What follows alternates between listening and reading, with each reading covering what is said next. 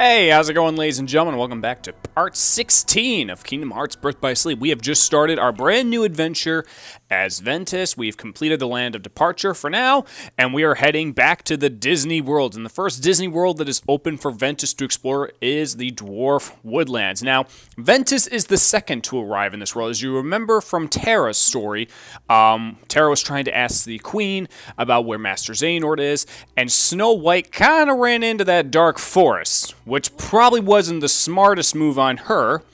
But now Ventus has arrived, and he's in a different area of the world where he's by the Seven Dwarfs Mine. So now Ventus's big mission is he's not trying to find out where Xehanort is. He's not trying to, gather clues about the Unversed.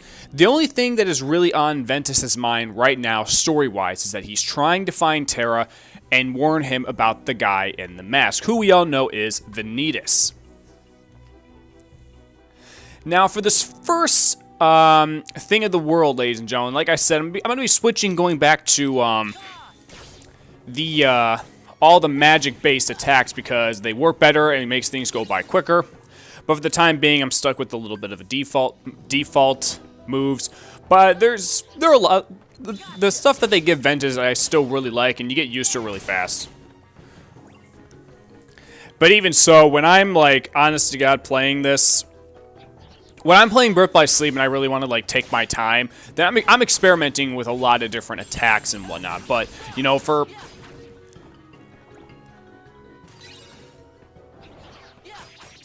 playthrough's sake, I try to make things go by faster while making things flashy and exciting for you guys. But I also just want to keep things moving. That's why I'm switching mostly to magic for this.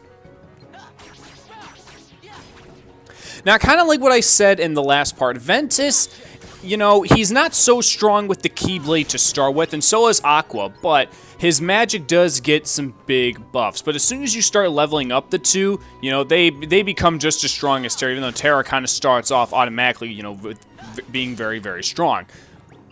But Ventus, just like Aqua, they both excel a lot at magic.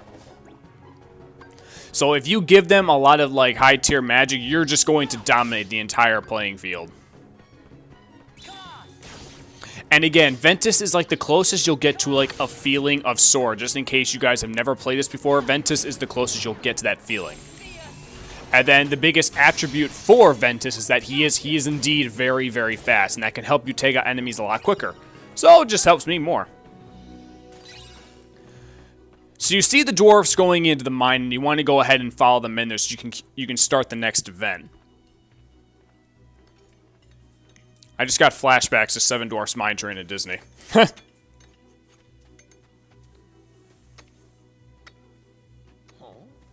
Who are you? I'm Ventus. Call me Ven. A diamond thief! Take cover, you fools! So now apparently the Seven Dwarfs think that Ven is some type of diamond thief, and they don't trust him. Just after he just say, "Hey, my name is Ven." "Oh, you a thief, so we ain't gonna trust you." Okay. So that's how we're doing it. Which, I don't know why they would call Ven a thief. Being that Terra is a lot taller and stronger, you would think that if he interacted with the dwarfs, they would call him a thief. But why would they call Ventus a thief? I mean, granted, he's 15 in this story, but still. Treating me like some kind of bad guy? I'm just trying to find a friend. His name is Terra. He's dressed kind of like me, about yay tall. Sounds like a tall tale to me. Go on, get! We don't know any Terra. Please, could you come over here? I just want to talk. Don't fall for it! Stay where you are! All right, then we'll do this the hard way. Yeah. So now we have the first big thing that goes on with Ventus in this world. You gotta track down the rest of the remaining dwarfs. As you can see, Dopey kind of ran into a wall, so we already found him. But we have to go into the mine, and we have to go find the other 6 dwarfs. Now, when you head into the mine, the dwarfs are going to be hiding in little boxes, and they're just going to be kind of hiding around the entire area. The area is not super duper big, so you're going to find all of them. It's just one big area, and you'll run into some Unversed as well. Nothing really too big that really won't cause you any problems. But some dwarfs act differently when you try to attack them, which is why I highly recommend if you have what I'm using, if you use Blizzard and Strike Rate, you want to try to attack them at a distance because Grumpy actually will fight back. And I'm not sure if he actually takes out damage to you, but he will knock you out and cause you possibly to be stunned for a bit. I'm not so sure. But you want to just use attacks that, you know, will kind of like launch at the enemy, like Blizzard or Strike Rate. But some of them will absolutely stand still, no questions asked. And I think Strike Rate is something great for Ventus to have. And one thing too, while you're in the mine, you're really not going to encounter much of strong unverse. You know, you're really gonna kind of run into the same group of them. But once you find all the 6 dwarfs, and you go back to get, like, you know, level grind, you're going to encounter a lot more tougher unverse, so don't worry about that. And that's kind of what I do once I finish this world. Once I finish this world, I actually went back to Dwarf Woodlands, and I actually level grinded a lot. So now there's one dwarf, I think it's Bashful, that's hiding in that cart. Now, the cart will move around in 2 areas. I recommend the best thing for you to do is just to lock onto it and use your shot lock, because trying to attack that thing can be a little bit of a pain in the butt. And sometimes if you get in front of it, it will knock Ventus down. So I just kind of recommend locking onto it and using your shot lock. And yes, some of the dwarves will move around if you get close. That's why it's kind of like the best thing to do is to just keep at a distance and then, you know, do something where you can really get the jump on them. Alright, so there's Doc, I believe. And we've got 3 more dwarfs to find. For being Ventus' first world, Ventus sure does a lot in this world. Unlike, you know, with Terra, heck, and even, well, maybe Aqua kind of comes close. Ventus kind of does the most in terms of, like, progressing of story with his first world. Well, Terra was just straightforward, but Ven's got a couple good things to do.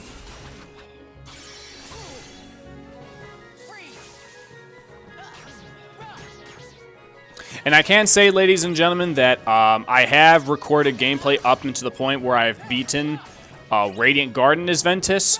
So all throughout today, I am going to sit down, I'm going to record all those videos for commentary for you guys. And then I'm going to go back and finish up Ventus' story because, honestly, like, I just kind of, like, besides level grinding, I just kind of, like, race through his story. So I should be able to get that done before we hit June, so that way I can just kind of quickly focus in on Aqua and get ready for that new game that's coming out. But then again, ladies and gentlemen, I will say, though, that when that new game comes out in June, probably don't expect a playthrough of it just yet. I need to get the feel for the game. I need to get some practice. So that's why after I complete Birth by Sleep, I'm just going to be taking some time off to kind of, like, you know, focus on what I want to do. But also, once the game comes out, I can get a feel for the game until I feel comfortable enough to where I can play it for you guys. So I hope you guys will understand that. And then I haven't decided what I will do after I beat that game, because there's another game that's coming out for me in July that I kind of want to play and maybe even do a Let's Play of it if it's, like, really not as confusing and it's kind of straightforward. I'm hoping. But when we do hopefully eventually meet back in the Kingdom Hearts series, I am going to be going back to Kingdom Hearts 1, but this time I'm going to be providing commentary for you guys. Because I have played Kingdom Hearts 1 and 2 before on this channel, but I didn't do any commentary. It was literally just pure gameplay perspective, but now I really want to do commentary so I can, you know, let you guys in on, like, you know, my backstories with the game, some personal tips from me, and just, you know, how I felt about the game. But yes, whenever we do decide to meet back in the Kingdom Hearts universe, we are going straight to the original 2002 Kingdom Hearts original. And that is the end of finding all these dwarfs. And I feel bad for Ventus, because he just wants to find out if, like, hey, have you seen my friend? No, we haven't. Okay, I'll be on my way. We're on to you. Fine, I get it. But then again, teenagers, maybe in a Disney World, maybe the characters probably think they're up to no good. I don't know, but I'm not the dwarfs. Can you tell me where I can find some other people around here? There's a castle beyond the chorus. I mean the forest. Got it. Now, like I said at the beginning of this whole entire playthrough, some characters are only going to get access to certain parts of the world. Ventus will not be able to visit that castle. The farthest that Ventus can get in this world, as far as exploring-wise, is he's got the Seven Dwarfs Mine. He's going to have Snow White's cottage. He's going to have a forest area. Then he's going to have that little area of flowers that that Terra went to try and find Snow White. Ven cannot enter the castle. And that's just because in terms of, like, story purposes. And you'll see why Ven doesn't enter the castle, because from where Ventus ends in the story, Terra is way far off. He's gone. So there's no, like, point for Ventus to continue on.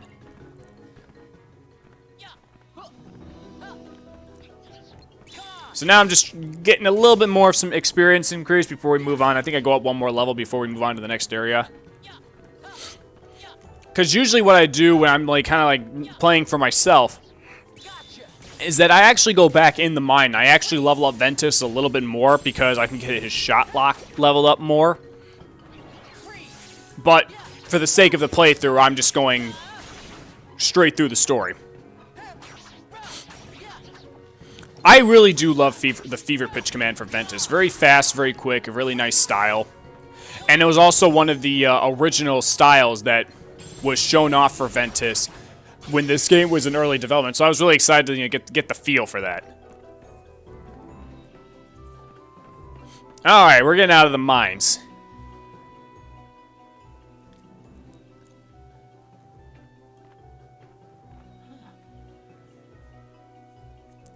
Ah, the Seven Dwarfs Cottage. Nothing really fancy over here, but you can find some good treasures, which I will be showing off. This must be where those little men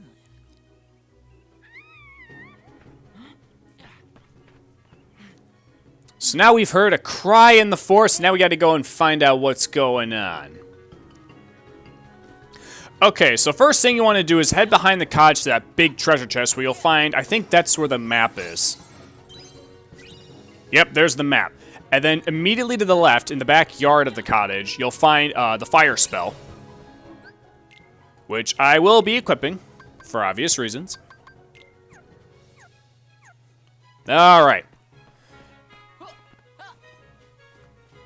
And inside the dwarf's cottage, you can actually find another big treasure chest, I think with a special recipe for attacking. I like it when I'm right. But yeah, not much to explore there, just because of limitations, but just because of what they present to you in the world.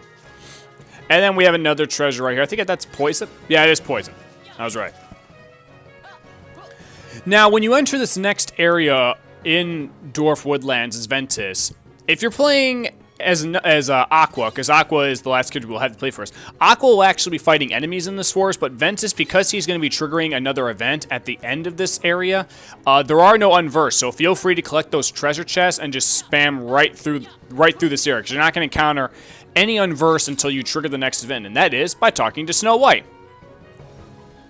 So now we're kind of at the point where, since Snow White ran into the forest, Terra's on his way back into the castle to try and talk to the Queen about where Xehanort is. So now that's kind of where we are story-wise. I'm not going to get into too many specifics, but that's just where we are. It's okay. You were probably just seeing things. It happens to all of us when we're afraid.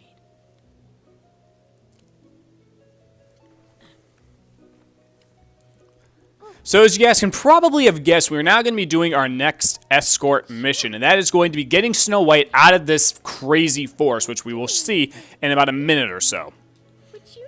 Now, I can tell you guys this right now, since I'm playing as Ventus, and because of the different circumstances in this forest, I can tell you right now that Snow White is definitely going to be taking some damage. I feel really bad for saying that, but that's just because some of the trees in that world are going to come to life, and they're going to try and scare her.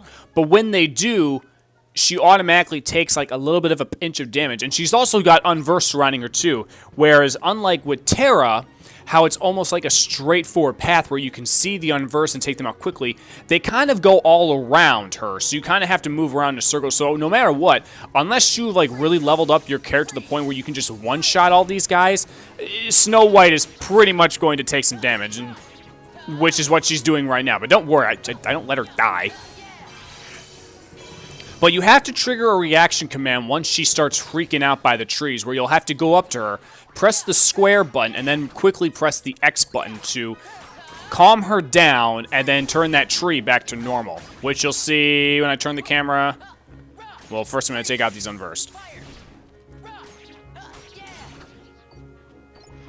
Yeah, like, see how those trees are turning evil? And now by calming her down, oh look, the trees! Well, that one's not back to normal.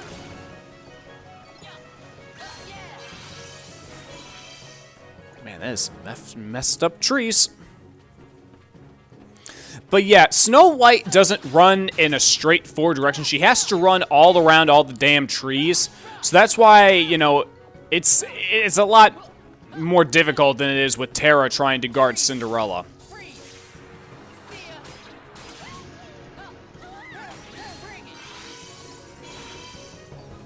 But honestly, though, ladies and gentlemen, at this point, with like where we are story-wise, we only have one more escort mission left in the game. And again, Ventus has the hardest escort mission. Because no matter what, Snow White is going to get some damage dealt to her. No matter what, unless you're like, I don't even know if you can. I've never seen it, but who knows? Maybe I can try looking it up.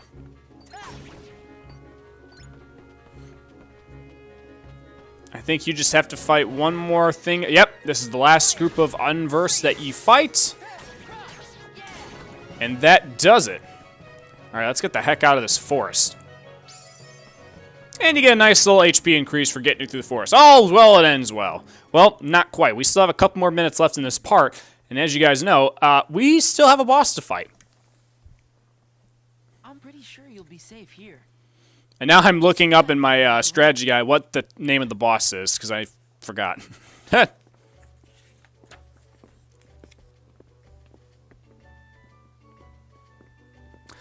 boss is called Mad Trent. Okay, Mad Trent is the name of our first boss, is Ventus. Someone's asleep in here. Oh yeah, and I'm actually sorry that I didn't say this like right as soon as we started like the game from the beginning at part 1.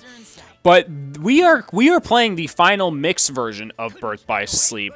So you may have noticed that, I mean, unless you guys have played the original and you've not played Final Mix, what that really means is, since I was never able to explain that, and since they don't really show it in Chain of Memories, final mixes of Kingdom Hearts games are essentially like this.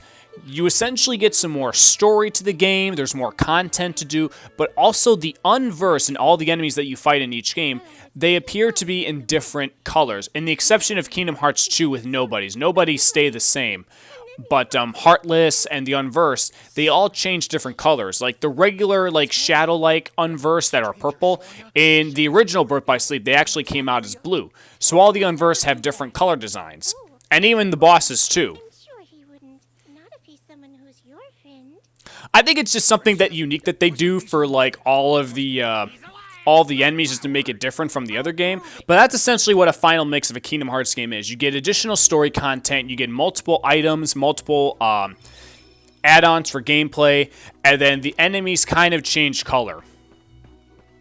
And back in the day, the only people that got the final mixes of those games were people that lived in Japan.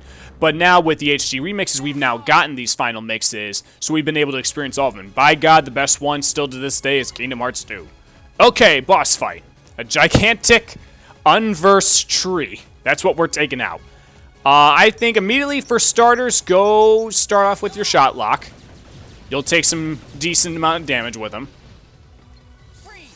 And then again, if you have trajectory-like attacks or spells, use them, because when the tree counters, he will launch you backwards, and like the idiot that I am, I get knocked back a couple times, and I don't use the counterattack move that I got in the mine, because for some reason I'm an idiot and I wasn't thinking about what was going on.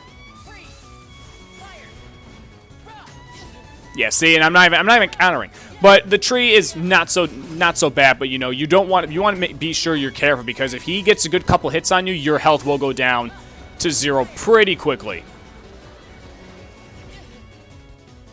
God, why don't I counter? And that's about it. Okay, ladies and gentlemen, we have about 2 minutes left of this part, so I just want to stop by saying thank you all so much for watching. I'm going to be uploading a lot of videos today, but the first thing I want to do is before I upload them to YouTube, I want to at least get the commentary recorded for you guys. So I have a lot more videos. I think I have like maybe 5. Do I have like 5 videos? I think I have like 5 or 6 videos left to record. But once I get those all recorded, then I'm going to just start uploading them and getting them to you guys as quickly as possible. But thank you guys so much for watching. Please enjoy the rest of this cutscene, and I will see you all for the next part of Birth by Sleep when we enter another new Disney World. So I will see you guys next time. Enjoy. Oh, I thank you, my pet. To tell the truth, I really don't know what I would have done without that. Haven't I seen that sword before? Tara has one. You know Tara? Oh, yes, yes. That ruffian pointed one of those at me asking about some Xehanort. My poor heart nearly stopped. That doesn't sound like him at all. Ma'am, where did Tara go? I'm sure I have no idea. Must you all menace a poor granny so? What? No, I was just